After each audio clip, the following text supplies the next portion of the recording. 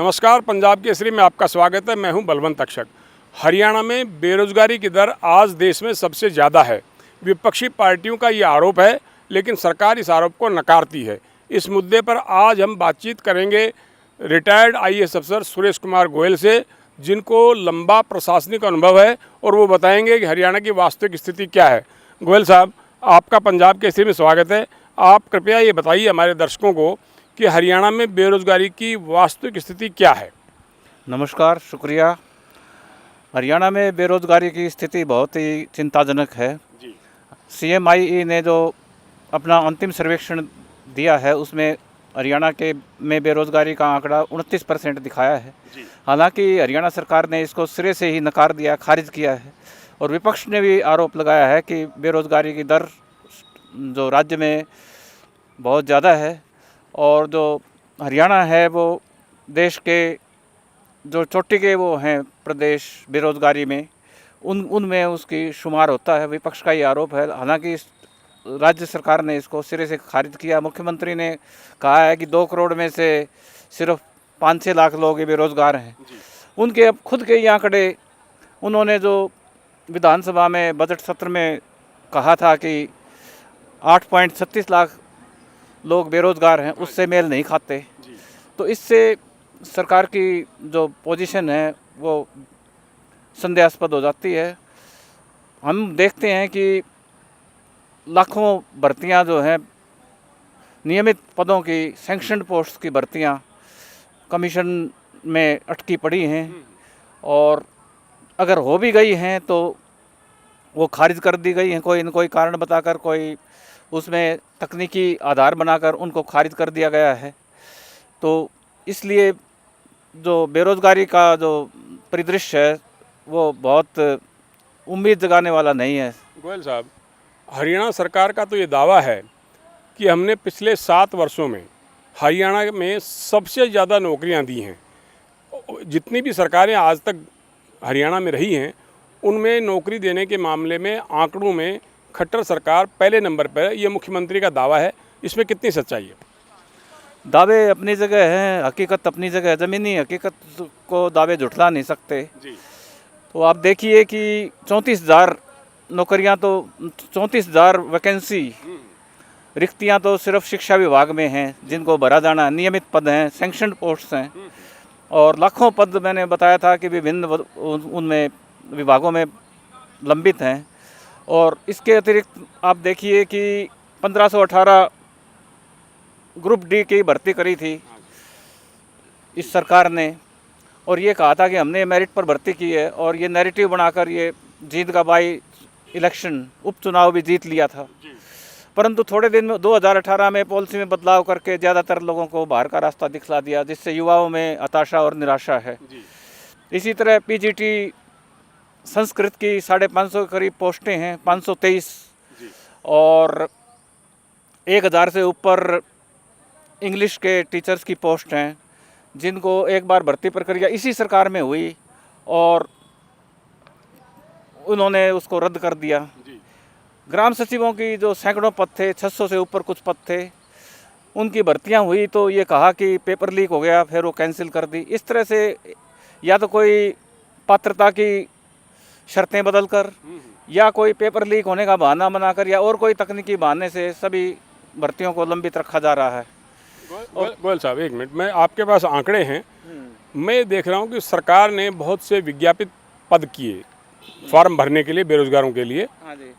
Exam भी उनके conduct हुए, लेकिन बरसों से उनका परिणाम अटका हुआ है। ऐसा क्यों हो रहा है? सरकार की नीति और नीयत दोनों ही खराब लगती हैं। उनमें जो है वो युवाओं को की आकांक्षाओं को उड़ने के लिए आकाश नहीं मिलता, उनको पंख नहीं मिलते। तो ये बहुत ही निराशाजनक और अफसोसजनक वो है परिदृश्य।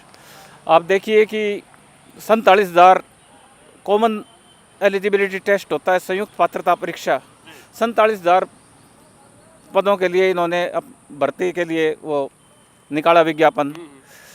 तो चेयरमैन साहब का, मुझे पता नहीं, सोशल मीडिया में ये बात चल रही है, चेयरमैन साहब ने, कोई चेयरमैन HSSC ने एक बयान दिया कि हम 60 लाख का हमने लक्ष्य रखा है कि इसमें 60 लाख लोग अप्लाई करेंगे, आवेदक आएंगे, और आए इसमें 14 लाख के करीब। और उसकी ये कहा जा रहा है, जो अभ्यर्थी हैं, जो उम्मीदवार हैं, वो ये आरोप लगा रहे हैं कि इसी वजह से इसकी बार बार सरकार इसकी तारीख को बढ़ाती जा रही है कि 60 लाख का टारगेट पूरा नहीं हुआ है। ये तो एक टेम्पो की तरह हो गई। फिर भर्ती क्या हुई, एक टेम्पो हो गया। जिस तरह से टेम्पो प्रतीक्षारत रहता है गांव में बस स्टैंड पर कि सवारियां आएँ, भरें, फिर चलें, तो Haryana subordinate services selection commission इस तरह तो काम नहीं कर सकता टेम्पो की तरह कि जब सवारियां भरेंगी तभी चलेंगे। गोयल साहब, हमने ये भी देखा है कि हरियाणा लोक सेवा आयोग और अधीनस्थ सेवाएं चयन आयोग का काम लगातार बढ़ रहा है, और सरकार ने पिछले दिनों में HPSC के सदस्यों की तादाद भी कम कर दी मंत्रिमंडल की बैठक में, और अधीनस्थ सेवाएं चयन बोर्ड जो है, कमीशन जो है, उसमें भी सदस्यों की तादाद कम कर दी। तो काम बढ़ रहा है तो सदस्यों की तादाद क्यों घटाई जा रही है? सरकारी क्षेत्र में जो है सेवाओं का विस्तार होना चाहिए समय के साथ साथ। जनसंख्या बढ़ रही है, सेवाएं बढ़ रही हैं सरकार की, और जो सरकार का काम करने का दायरा है, क्षेत्र बढ़ रहा है, तो सेवाओं में विस्तार होना चाहिए समय के साथ साथ।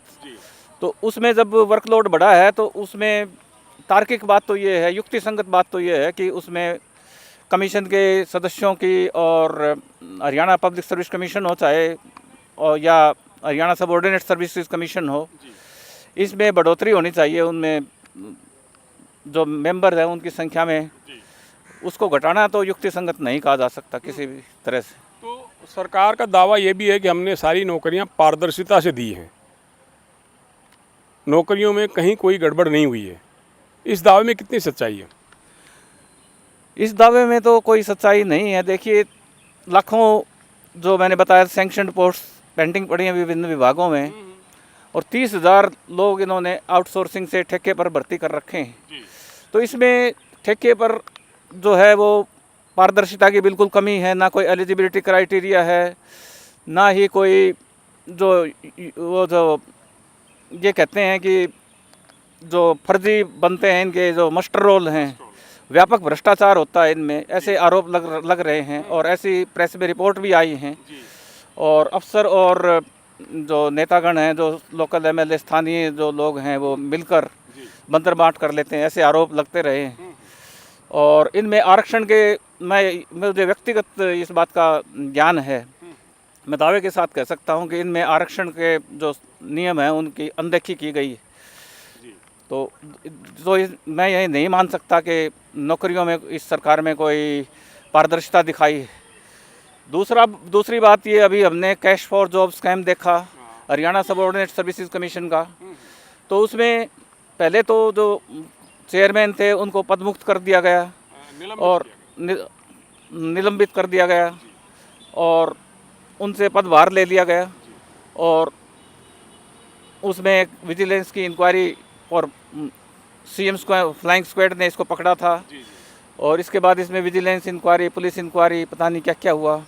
जांच के बाद इसकी सारी जिम्मेवारी छोटे अधिकारियों पर डालकर उनको क्लीन चिट दे दी गई, जिससे इसमें पारदर्शिता के ऊपर एक सवालिया निशान लग जाता है इस सरकार के। आप क्या मानते हैं कि जिस चेयरमैन पर, तत्कालीन चेयरमैन पर आरोप लगे थे, निलंबित किया गया, जांच के आदेश दिए गए, उनको क्लीन चिट मिली, उनको फिर से बहाल करके चेयरमैन की जिम्मेदारी दे दी गई, आपको क्या लगता है कि चेयरमैन की जिम्मेदारी उन्हें दोबारा से देना ठीक फैसला था सरकार का? ये फैसला ठीक नहीं था, और इसको युक्ति संगत नहीं मान सकते। इसको पारदर्शिता के पैमाने पर ये खरा नहीं उतरता उसकी कसौटी पर। अच्छा, ऐसा भी आपने अभी कहा है कि आउटसोर्सिंग में भ्रष्टाचार है। क्या नियमित भर्तियां इसीलिए नहीं हो रही कि आउटसोर्सिंग के ज़रिए हज़ारों पद भरे जाएं, मस्ट रोल में गड़बड़ हो, और विधायक या अफसर मिल के पैसा खा जाएं? जो आदमी काम नहीं करते उनकी सिर्फ हाजिरी दिखाई जाती है आउटसोर्सिंग में। ऐसा भी होता है, उनका शोषण भी होता है। एक आदमी से 3-3 आदमियों का काम लिया जाता है, और कम तनख्वाह दी जाती है, नियमित आदमी को ज़्यादा तनख्वाह दी जाती है। कहीं ना कहीं इसके पीछे आर्थिक संकट भी है सरकार का, सरकार के पास पैसे नहीं है ऐसा लगता है। और दूसरी बात यह है कि सालों से काम कर रहे हैं, उनको हटा दिया जाता है अचानक, बिना किसी नोटिस के, बिना उसके किसी प्रक्रिया के। अभी 6,500 के करीब जो विभिन्न विभागों में कई सालों से आदमी कार्यरत थे, उनको एकदम हटा दिया सरकार ने, बिना नोटिस दिए, बिना उसको किए। नियमित होते तो प्रक्रिया को लंबी होती है हटाने की। कुछ इसमें जो है वो भ्रष्टाचार के भी इसमें आरोप हैं। गोयल साहब, ये फर्स्ट रोल में जो इसमें ईपीएफ के जो पैसे हैं इनके, और जो मेडिकल के दूसरी जो कटौती करनी होती है, ठेकेदार इनको देता नहीं है, इनके खाते में जमा नहीं करवाता है जो ये लगे हुए हैं लोग। तो ये गोयल साहब, आर्थिक मंदी का दौर है, पिछले 2 साल से देश कोरोना की चपेट में है। ऐसे में रोज़गार बढ़ाने के लिए सरकार को क्या कदम उठाने चाहिए आपके हिसाब से? देखिए, सरकार को एक तो कैलेंडर बनाना चाहिए, जो नियमित भर्ती हैं उनके लिए आउटसोर्सिंग का सिस्टम तो बंद कर देना चाहिए, और एक कैलेंडर बनाकर समयबद्ध तरीके से जितने सरकारी क्षेत्र हैं उसमें भर्ती करनी चाहिए। और दूसरा, जो टेक्निकल कॉलेज इंस्टीट्यूट्स हैं, जैसे पॉलीटेक्निक्स हैं, आईटीआईज हैं, इंजीनियरिंग कॉलेजेस हैं, उनका और जो इंडस्ट्री है उसके बीच में एक सामंजस्य रखना चाहिए। उनकी जो डिमांड है उद्योग की, बाज़ार की, उसके हिसाब से पाठ्यक्रम तय करने चाहिए, और जो पाठ्यक्रम है उनमें समसामयिकता लानी चाहिए, ताकि उनकी जो वहाँ से जो बच्चे निकलते हैं उनको तुरंत नौकरी मिल जाए। अभी हरियाणा सरकार ने प्राइवेट उद्योगों में लोगों को रोज़गार देने के लिए एक कानून बनाया है। इसके हिसाब से हरियाणा में जो भी नए उद्योग लगेंगे उनमें 75% नौकरियां हरियाणा के लोगों को मिलेंगी। तो आपको लगता है इससे बेरोज़गारी की दर में कोई कमी आएगी? मुझे नहीं लगता कि इससे कोई बेरोज़गारी की दर में कोई कमी आएगी या किसी एक भी आदमी को इसमें रोज़गार मिलेगा। ये जो अधिनियम बनाया है 2021 में, सरकार ने नया कानून बनाया है, इसमें इतनी तकनीकी खामियां हैं कि मुझे लगता है कि ये भी एक जुमला साबित होगा। इसमें ये कहा गया है कि ये अधिनियम या कानून उन लोगों पर लागू होगा जिनकी तनख्वाह 50,000 से नीचे है। तो इसका मतलब तो हरियाणवी युवाओं में ये आक्रोश है इस बात को लेकर कि हमें कमतर क्यों आकर ये सरकार। दूसरी बात ये है कि इस बात को युवा इस बात से भी जोड़कर देखते हैं कि अभी 99 जो जनरल पद थे बिजली बोर्ड में एसडीओ की भर्ती हुई, उसमें से 77 लोग बाहर ही लगे। मेरा हालांकि इस बात में विश्वास नहीं है कौन बाहरी है कौन स्थानीय है, लेकिन जो दावे कर रहे हैं लोग, जो जजपा वाले लोग हैं, जो दूसरे लोग जिनके आग्रह पर ये कानून बना, वो इस बारे में खामोश हैं। तो सरकार अपना घर तो ठीक कर ले। सरकारी नौकरियों में कहाँ 75% है और कहाँ उसमें जो निजी क्षेत्र, तो दूर की बात, निजी क्षेत्र ने भी इस कानून को स्वीकार नहीं किया है। ना निजी क्षेत्र में, इंडस्ट्री में इसको लेकर उत्साह है, ना युवा वर्ग में कोई उत्साह है। कारण ये है कि इसमें इतनी तकनीकी पेचीदगियां हैं। इसमें यह कहा गया है कि एक ज़िले से 10% से ज़्यादा भर्ती नहीं की जाएगी। दूसरा, जहाँ तकनीकी दक्षता की ज़रूरत है जिन पदों के लिए, उसमें इस कानून में जो निर्दिष्ट अधिकारी हैं उनकी मंजूरी लेकर उद्योगपति बाहर से भर्ती कर सकते हैं राज्य से। तो इससे इंस्पेक्टरी राज आएगा और भ्रष्टाचार बढ़ेगा, और स्थानीय युवाओं का इसमें कोई भला होने वाला नहीं है। गोयल साहब, ये हर सरकार कानून बनाती है कि बेरोज़गारी की रेशियो जो है वो कम किया जाए, योजनाएं बनती हैं, वो योजनाएं ठीक नहीं हैं या उनका क्रियान्वयन ठीक नहीं है? योजनाओं में भी खामी है और क्रियान्वयन में भी खामी है। दोनों ही, नीयत में भी कमी है सरकार की और नीतियों में भी कमी है। नीति में मैंने बताया था कि ये जो एक्ट बनाया है, कानून बनाया है 75% स्थानीय युवाओं को उद्योग में रोज़गार देने के लिए, उसमें इतनी तकनीकी खामियां हैं कि इसमें किसी भी उसका भला नहीं हो सकेगा। उसमें ये कहा गया है कि ये नई इकाइयों पर लागू होगा, पुरानी इकाइयों में जो लोग लगे हुए हैं उनको नहीं छेड़ा जाएगा। अब आप देखिए कि ऐसा परिदृश्य बन गया है कि कोई नई इकाई तो लगने से रही, जबकि पुरानी एटलस साइकिल और जो ऑटोमोबाइल इंडस्ट्रीज है, जो उसके ऑक्सिलरी यूनिट्स हैं मारुति के, दूसरे ऑटोमोबाइल यूनिट्स के, उस सैकड़ों एनसीआर क्षेत्र में बंद हो गए हैं इस मंदी के दौर में। तो सरकार को इसके लिए कोई नीतियां बनानी चाहिए। एमएसएमई सेक्टर है, वो छोटे उद्योगपति हैं, व्यापारी हैं, उनके लिए, और जो किसान हैं उनके लिए राहत पैकेज बनाए सरकार, और वो तो कर नहीं रही। वो तो बड़े कॉरपोरेट्स को वो दे रहे हैं पैकेज। और सरकार को ये चाहिए कि मांग बढ़ाने वाले, जो मांग बढ़ाने के लिए आम आदमी, आम उपभोक्ता के जेब में पैसा डाले, सरकार जो है सप्लाई क्षेत्र में जो कॉरपोरेट सेक्टर है उनको सींच रही है, उनको पैसे दे रही है, उनको बैंक से कर्ज के सुविधाएं दे रही है, तो उसका ज़मीनी स्तर पर उस पर कोई लाभ नहीं होगा। आखिरी सवाल गोयल साहब ये है, क्या कोई भी सरकार हर एक आदमी को रोज़गार दे सकती है? हर एक आदमी को तो रोज़गार देना संभव नहीं है, क्योंकि इतनी जनसंख्या है देश में, लेकिन ऐसी नीतियां तो बन सकती हैं जिसमें काफ़ी राहत मिल सकती है लोगों को, और लोगों की जेब में पैसा हो, खर्च करें तो उसमें उद्योग में मांग बढ़ेगी, निवेश बढ़ेगा और वाइब्रेंसी आएगी, तो उससे हमारी स्थिति में सुधार होगा। शुक्रिया गोयल साहब हमसे बातचीत करने के लिए। Thank you. तो ये थे हरियाणा के रिटायर्ड आईएएस अफसर सुरेश कुमार गोयल, जिनका लंबा प्रशासनिक अनुभव है। उनका मानना है कि कोई भी सरकार हर एक आदमी को रोज़गार नहीं दे सकती, लेकिन ऐसी नीतियां बना सकती है जिसमें ज़्यादा से ज़्यादा लोगों को रोज़गार मिल सके। कैमरामैन सूरजकांत के साथ बलवंत तक्षक, पंजाब केसरी, चंडीगढ़।